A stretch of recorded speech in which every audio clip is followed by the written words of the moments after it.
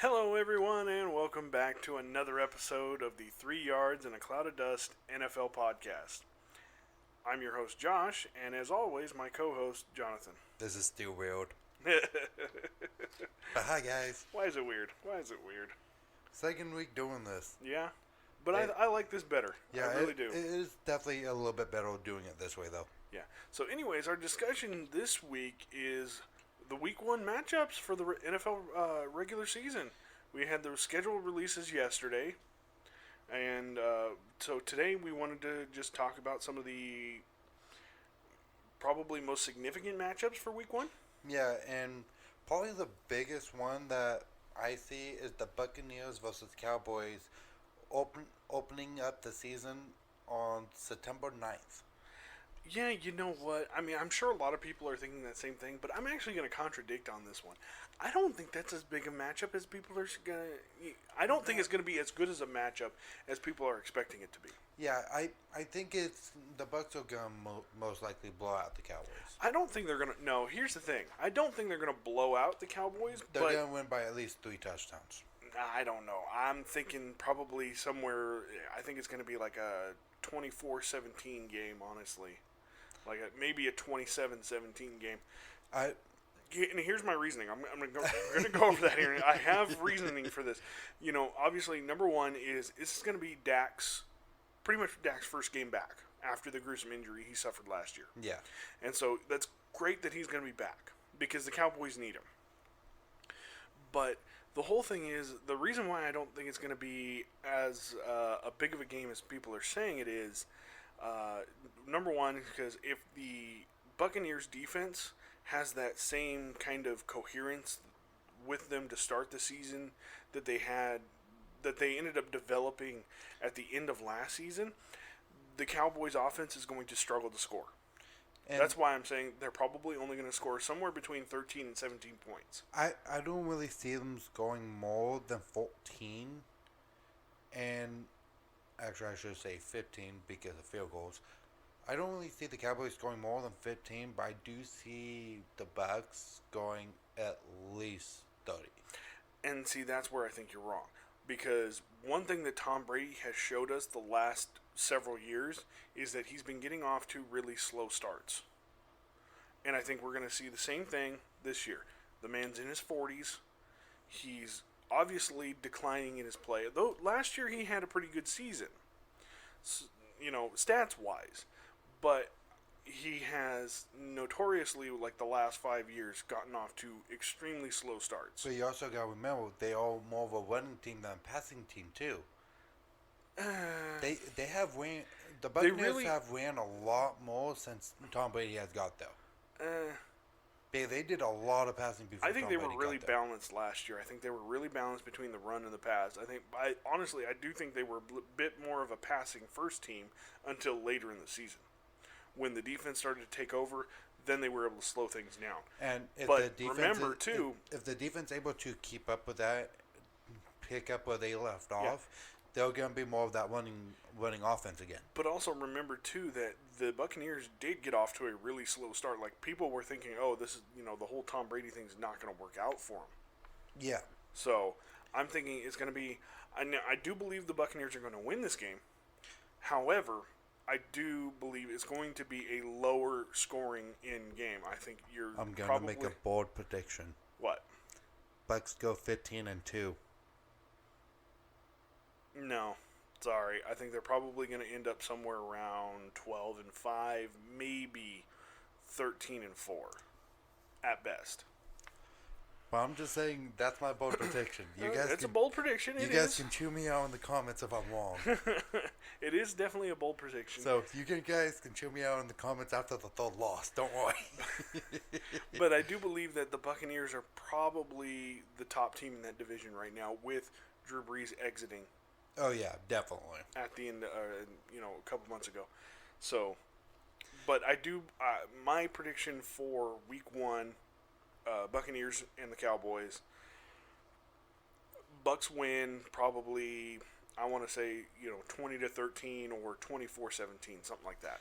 Yeah, probably the only other one besides that one that everyone's hyping up so much about though is, and yes, you guys will hate me on this one so much. It's the Dolphins versus Patriots because I really want to see if Tua and the wide receiver still has what they had in college. I'm still curious about that. It's definitely going to be, I think, a good matchup just because, we're going to see the quarterback competition between Cam Newton and Mac Jones in the preseason. Yes.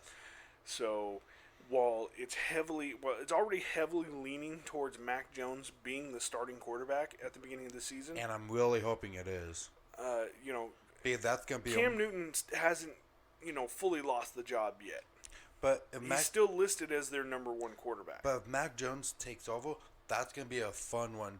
A second year versus a first year going at it. Yeah. That's going to be a fun one. Yeah.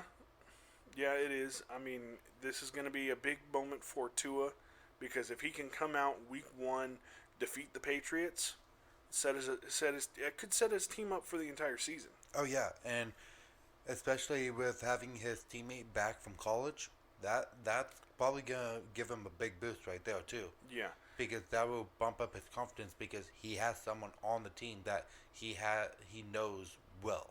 Yeah, and of course Cam Newton last year he got off to a slow start. If it's Mac Jones week one, you do expect some struggles, some growing pains. It's a really tough decision on who would win this game, though. Yeah, that's what I mean. It's like it's gonna be hard, especially if Mac Jones starts, and it's definitely gonna be a fun one to watch if Mac Jones starts because you have two young quarterbacks going head to head, and Mac Jones isn't much of a runner. He's more of a pocket quarterback. Well, yeah, but so is Tua. Tua's a good mix. I think he can run. Tua is a good mix, but from what I've seen, he's been more pocket than scat. I think he's trying to prove himself. He'll scramble. He'll scramble when he needs to, but he'd rather be in the pocket. Yeah. Well, he's obviously trying to develop that, but he'll run if he needs to. Right now, I'm actually leaning towards the Dolphins winning this one, 20-17. Yeah, it's gonna be a close one. Yeah, it definitely will, and it's not necessarily going to be a close one because both offenses are going to be scoring constantly. It's going to be a close one because both offenses are going to have some struggles. Yeah, and with the way Bill Belichick went out and built up that defense for the Patriots, it's not going to be easy for the Dolphins to score. But like I said, I'm thinking right now it's probably going to be Dolphins 20-17 over the Patriots. It's going to be a one-score game. That's all it's going to be. Yeah. And it's going to stay like that pretty much all game. Yeah, and you'll probably see the Patriots driving at the last minute to try and, either tie the game up or take the lead. Yeah. So it's going to come down to that final drive. Yep. Another big week one matchup that we've got is Steelers at the Bills. This is going to be really interesting for a couple of reasons. Obviously because the Bills have been getting better every year under Josh Allen. Oh, yeah. And the Steelers have been getting progressively worse every year under Ben Roethlisberger. Yeah, they had a really good season to start off last year, but I doubt they repeat that. But my thing is like, are they gonna have Ben start, or is it gonna be another quarterback? No, it's gonna be Ben. I guarantee you, it'll be Ben. Yes, but my thing is, it's like if Ben starts in the first half and he's not doing well, are they gonna switch him out? That's now the question. Yeah, I don't know. Because if they switch him out and they're only down by a score because the Steelers defense was able to keep them to one score, who comes in? Yeah, well, they have Dwayne Haskins. Yeah. So I think right now their plan is to try and train him up to be the next guy because it's definitely not going to be Mason Rudolph. No, definitely not. That's, we've already seen how terrible he is. That's why he's a third string. Yeah. But, I think their only option, like if for some reason they have to pull Ben, whether he goes down on injury or he just, he throws 4 interceptions in 2 minutes, I think their only option is Dwayne Haskins. Yeah. And I think Which Dra- I don't think he ever got a fair shake in Washington. No, I think Dwayne Haskins will actually be the best bet to actually start that game, in my opinion, because Ben has been going downhill a lot, and Haskins is a young player, and I think he would actually be a better fit to start week 1. That may be true, but right now, it is Ben.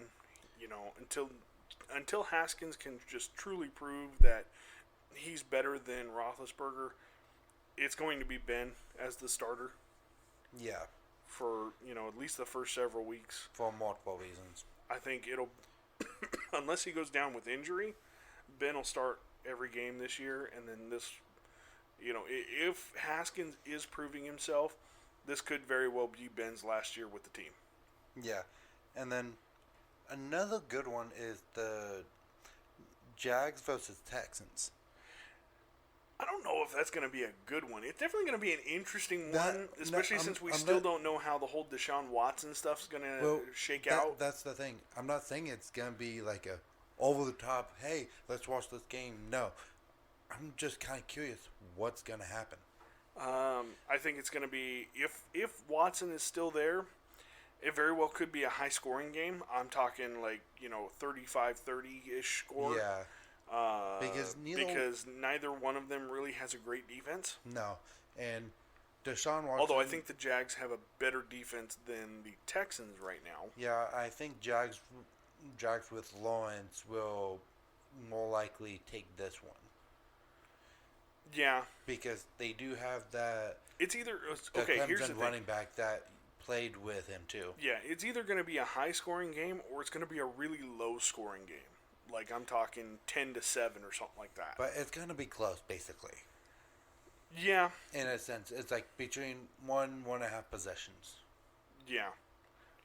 I'm saying I do 1.5 agree with that. because of a field goal. But and everything is pointing towards Trevor Lawrence starting that first game. And I want to see how well he plays. I I really do too. I think the Jags made a smart decision with going out and getting Travis Etienne as essentially their new starting running back, because he already has that relationship developed with Trevor Lawrence from their college days. And- So you're not going to have as much I'm of a surpri- miscommunication issue. Yeah, I'm surprised no one else tried to go pick him up. I don't think anybody ever dreamed that the Jags would do what they did. Of course, nobody saw them until recently. Nobody really saw them signing Tim Tebow as a tight end. No, no, but But I mean, and here's the thing with Tim Tebow, I could very easily see him not even making the starting roster. yeah, Like I could see him maybe being held on as a practice squad player, or being put on the inactive list, or just so they can hold on to him just in case he does develop down the way. But I see him going onto the practice squad probably for the first few weeks, yeah, and just to kind of see how well he goes about. yeah. Now here's the thing, and this you may or may not agree with this one. If Deshaun Watson plays, Texans win. Yes, If Deshaun Watson is with another team or he just simply refuses to play, Jags win. yes, without a doubt. Yeah. Just because, yeah. It really comes down to where Deshaun Watson plays. Yeah. And well, I mean, we here's the won't- thing, too. And we won't really know that till closer to the season. If Deshaun Watson doesn't play, then it'll be Tyrod Taylor starting. And I think Lawrence will be too much for Taylor to keep up. But Tyrod Taylor is a good quarterback. Yes, He's he proved is. that time and time again. He's just had the unfortunate shake of going down with injuries, He's injury and prone. then some rookie quarterback coming in and taking over the spot. Yeah. Which is a possibility that could happen here too, because remember the Texans also drafted a quarterback. Yes. So it will definitely be interesting to see what will happen. Yeah. And then another one that I see is Browns and Chiefs. Yeah. Chiefs are still that high-powered offense with a good defense. Yeah. And the Browns have constantly shown that we are getting better. The Browns took a big step forward last year. Yeah, so This one will probably be a good one between. They made a lot of good moves on defense in the draft, so I do think the Browns are going to be stronger this year. However, it's like you said, the Chiefs are just overpowered. They're so OP. But it will be definitely a good battle this time around because since Baker Mayfield actually does have a couple more weapons on offense now. Yeah. And so between Baker Mayfield and Mahomes, that would definitely be a good matchup if you really want a offenses to go head to head. Yeah, but I still see Kansas City winning by at least 2 scores. Oh, without a doubt. So. Without a doubt. Yeah. Next up, we have probably the best matchup of Week 1. I think is the Seahawks at the Colts. Yeah, that one's probably gonna be a fun. You got Russell Wilson and his high-powered offense against the Indianapolis Colts and their High-powered stingy defense. Yeah. I believe the Colts were the best. They were absolutely the best defense in the AFC last season. I think they were the most consistent defense. I think they were actually at number 2 in the NFL for defense. Yeah, I think the only one that beat them out was the Tampa Bay Buccaneers. Yes. And if they kept that defense, that's going to be a hard defense to beat for any team. And we've seen in the past, though, that Russell Wilson can struggle against good defenses. Yeah, and we've also seen just from last year when Tom Brady had to go up against that Colts defense, he even struggled a little bit. Yeah. So that if Tom Brady's struggling with the defense, that's a good defense. Yeah.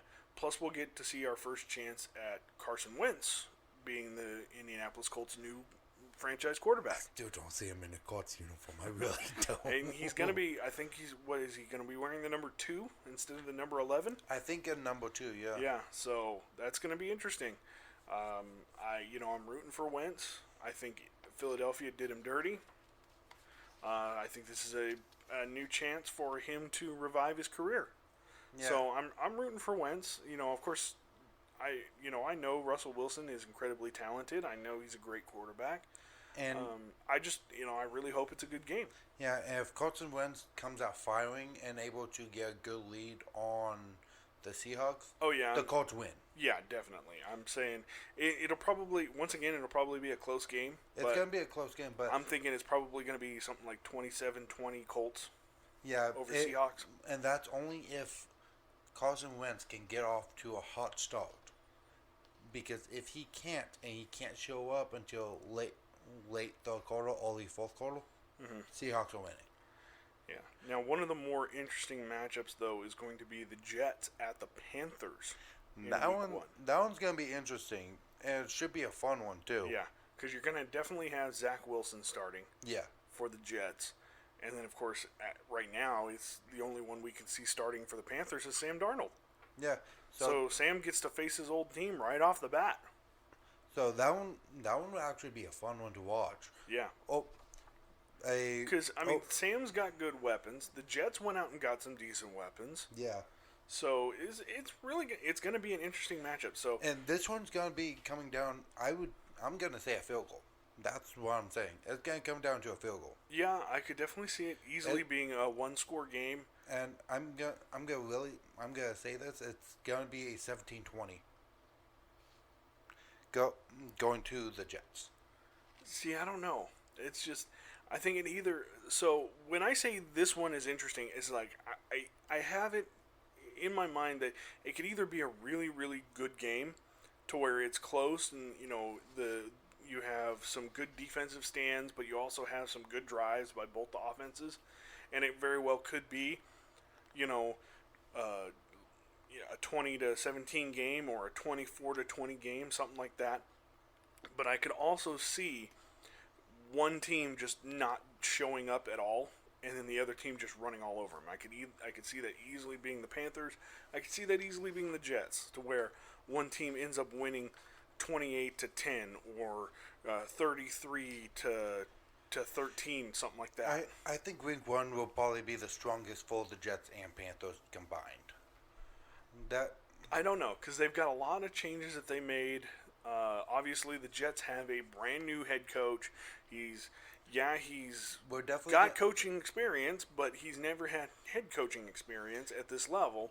so we're So it's definitely going to gonna be have interesting. we're definitely gonna have to watch the preseason and see kind of how all that plays out for both teams and Yeah, see what happens. the thing is too, though, you have to kind of take preseason with a grain of salt because it's you're seeing players that are most of them are not even going to be on the roster when the regular season starts. But it will Or be, well, most of them will be because obviously the preseason rosters are like 90 to 95 players on a team, and then you're only cutting down to about 55. yeah. And So, so most it's of like, them will, but you're going to see a lot of players that won't make the won't make the final cut. Plus, you're going to be seeing a lot of players that aren't going to be the number one starters. yeah, and that's what I'm just saying. It's like it would definitely be good to kind of get an idea of how the style of play is going to happen this time around. Yeah. Because of all the different players they've shown up with. But another good game is going to be the Sunday night game, and that's the Bears at the Rams. That one would be a fun one. Yeah, obviously, we're pretty much expecting Justin Fields to be the number one quarterback for the Bears. Oh, yeah. But we're also going to get our first look at Matt Stafford with the Rams. Yeah, and it's like though, if both of those actually play well, it's going to be a close one all the way down to the wire. Yeah, definitely. Absolutely.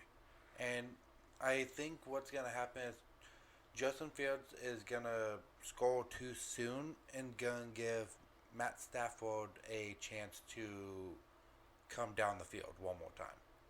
Yeah, I could see that happening, but I was actually, my whole thing is I was kind of hoping for maybe a Bears a Bears upset in LA week 1 But to really kind of kick off Fields' career. I'm still gonna say Bills win because I really think that the Bills are gonna show up this one and will be able to stop that last drive from the Rams. Yeah.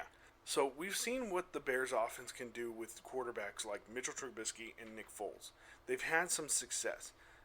They almost won a playoff game with Mitchell Trubisky. Yeah. So imagine what they're going to be able to do with the caliber of quarterback that is Justin Fields. Now, mind you, he's untested Yes. at the NFL level. So we still kind of have to wait and see. We have to see if he's even going to be the week 1 starter for the Bears. Yeah. Because it possibly could be Andy Dalton starting. Oh yeah. And while Andy Dalton has had some success in his career, he hasn't had any recent success, at least not much of it. No. So, I don't know. If Justin Fields is a week 1 starter, I could see the Bears winning. Mm-hmm. It'd be close, but I could see the Bears winning. If Justin Fields doesn't start, then it's easily going to go to the Rams because Stafford is a far better quarterback than Andy Dalton. Yeah, definitely. And I know a lot of people kind of knock on him because he hasn't won a playoff game. That's not entirely his fault. No, his defense lets him down time and time again, and now he's on a different team. And he hasn't had consistent weapons on offense in Detroit. So now he's got some really consistent weapons in LA. Yeah. So I could easily see Stafford lighting up the league. Yeah. And the last game that is really on it that's going to be interesting is the Ravens vs. Raiders on Monday night in Las Vegas on Monday. Yeah. I don't know how to feel about this game. Why? Well, I mean, Raiders are my team. It's just opening up Monday night. We're the last game of the week, and it's against the Ravens, who are a prolific offense. And the Raiders didn't really do much. Lamar Jackson is you really have to be ready for him because he can do multiple things to you. And with some of the guys they've gone and gotten in the draft and in free agency, I think he's going to be a stronger quarterback this year. Because he won't have to run much. Yeah. But I mean, the fact is that if he's consistently able to hit his targets but still have the ability to run out of danger, it's going to be tough for the Raiders. Especially for gaining as many yards as he normally does. Yeah. If these secondary guys that we signed and drafted this offseason actually are able to play up to the levels that they played in the past and perform well, I could see the Raiders winning. It'd be close, but I could see the Raiders winning. Yeah. However, I could just as easily see the Ravens winning this game. And I could easily see the Ravens running away with this game. It would just come down to who's going to come out firing first. Yeah. And whoever really does that is going to be pretty much the determining factor if they're able to keep that up the entire game, too. Yeah. Right now, I'd have to say, if I were to make a prediction on this one, I'd say the Ravens win by 7 to 10 points. Yeah. I'm going to say closer to 4 to 7. Yeah. Like I said, if the Raiders' defense really comes together with the guys they went out and got, like Solomon Thomas, Yannick Ngakoue, Casey Hayward, bringing back Carl Joseph, drafting a Morig, and then, a couple other guys that they went out and signed, if those guys are able to come together, this defense could be the strongest defense the Raiders have had in years. Yeah, and it will be a dangerous defense, too. And I mean, while that's not much to really talk about, well, it would be a dangerous defense, but this could easily be a defense comparable to some of those Super Bowl winning defenses that the Raiders have had. Yeah. But they've got to come together. It's got to, for the first time in almost 15 years, it's got to work out. Yeah. The way that the coaching staff is hoping. But yeah, it'll be an interesting game. I'm hoping, even if the Raiders do lose this one, that they at least make it a good one. They make it close. I'm not concerned with the play of Derek Carr, because I know he's going to be solid day in and day out. He's always going to give he's going to give 110% every day, because that's what he does. He's a baller, and I'm tired of people giving him crap. Yep.